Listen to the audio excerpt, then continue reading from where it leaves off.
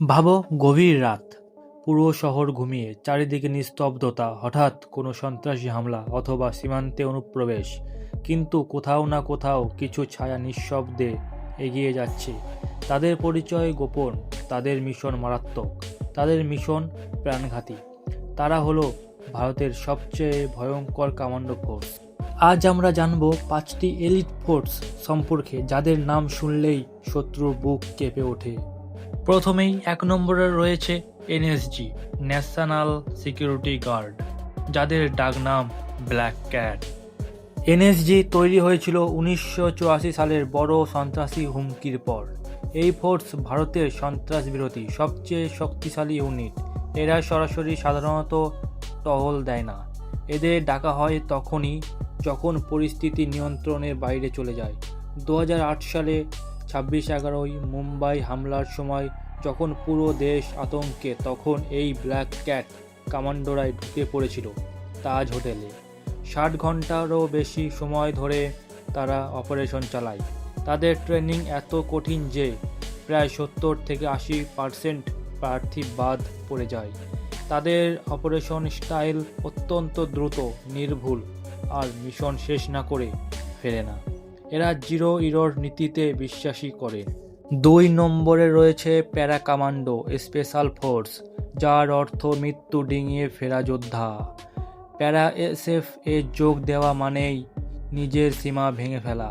প্রবেশের আগে প্রার্থীদের 90 দিনের প্রবেশন পিরিয়ড পার করতে হয়, যা মানসিক ও শারীরিকভাবে অত্যন্ত নির্মম। এই ট্রেনিংয়েই অধিকাংশ প্রার্থী মাঝপথেই ছেড়ে দেয়। এরা পাহাড়ের মরুভূমি, জঙ্গল, তুষার সব পরিস্থিতিতে যুদ্ধ করতে সক্ষম। কাশ্মীর, উত্তর পূর্ব ভারত এবং আন্তর্জাতিক সীমানা বহু গোপন অপারেশনে এরা অংশ নিয়েছে। 2016 সালে সার্জিক্যাল স্ট্রাইক তাদের দক্ষতার এক বড় উদাহরণ, যা আমরা সকলেই জানি। তাদের কাঁধে বলিদান ব্যাজ থাকে, যা শুধু তারাই পারে যারা এই কঠিন ট্রেনিং সম্পূর্ণ করেছে। 3 নম্বরে যাদের কথা বলতে চলেছি তারা হলো সমুদ্রের অদৃশ্য শিকারী, মার্কোস। কমান্ডোদের ট্রেনিং বিশ্বের সবচেয়ে কঠিনগুলোর মধ্যে একটা বলে ধরা হয়। এদের নির্বাচনী প্রক্রিয়া প্রায় 80-90% বাদ পড়ে। এদের ট্রেনিংকে অনেকেই নরক সপ্তাহ বলে। এরা জলের নিচে দীর্ঘ সময় শ্বাস নিয়ন্ত্রণ করে থাকতে পারে। সাবমেরিন থেকে লাফিয়ে সমুদ্র পেরিয়ে শত্রুর ঘাঁটিতে ঢুকে পড়া, এটাই তাদের কাজ। এদেরকে প্রায় দাদিওয়ালা ফৌজ বলা হয়, কারণ এরা ছদ্মবেশ ধারণে দক্ষ, তাই অনেক সময় আপনাদের সাথে মিশে থাকে। মুম্বাই 26/11 এর সময়ও মার্কোস কমান্ডো প্রাথমিক পর্যায়ে গুরুত্বপূর্ণ ভূমিকা নিয়েছিল।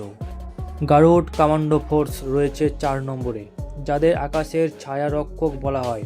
2004 সালে গঠিত এই গারুড কমান্ডোরা মূলত ভারতীয় সেনার স্থাপনা ও গুরুত্বপূর্ণ সম্পদ রক্ষা করে।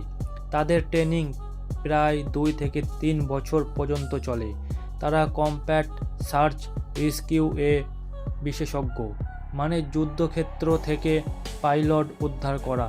এরা শুধু নিরাপত্তাই দেয় না, প্রয়োজনে আক্রমণাত্মক অপারেশনও চালায়। কাশ্মীর অঞ্চলে এরা বহু উচ্চ ঝুঁকির মিশনে অংশ নিয়েছে। 5 নম্বরে যাদের কথা বলতে চলেছি তারা হলো জঙ্গলের নীরব শিকারী, কোবরা কমান্ডো।